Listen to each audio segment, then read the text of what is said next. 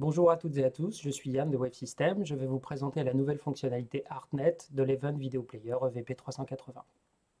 Cette fonctionnalité intègre l'enregistrement et le rejeu en synchronisation avec la lecture de médias jusqu'à 64 univers ArtNet. Aussi, une option de réglage manuel de retard du show après enregistrement.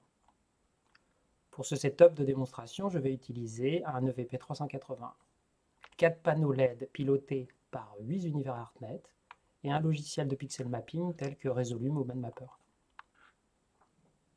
Je vais commencer par paramétrer les options d'enregistrement.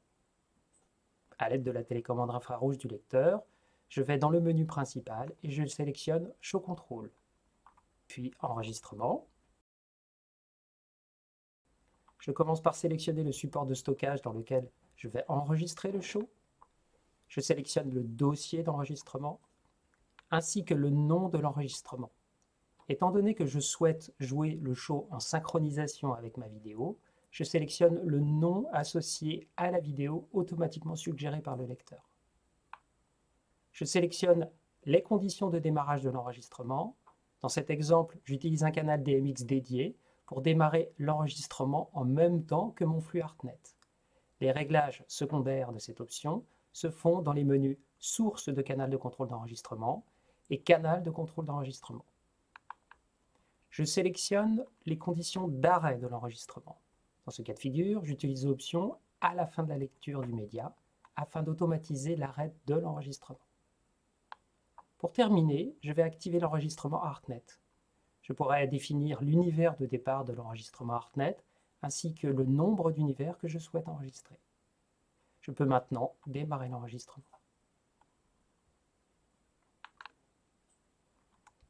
Dans mon logiciel de pixel mapping, je lance ma séquence et le logiciel démarre automatiquement l'enregistrement.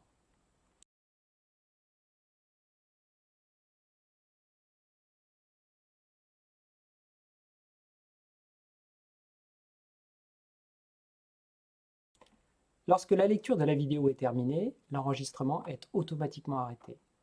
Voilà, c'est fini, je peux dès à présent relire mon show à tout moment.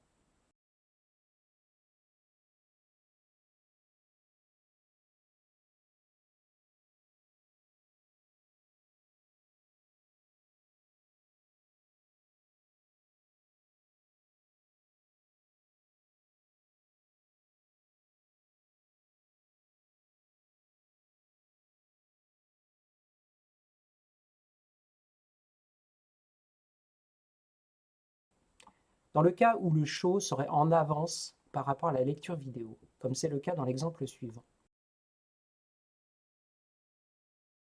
Une option permet d'éditer manuellement le retard du flux show.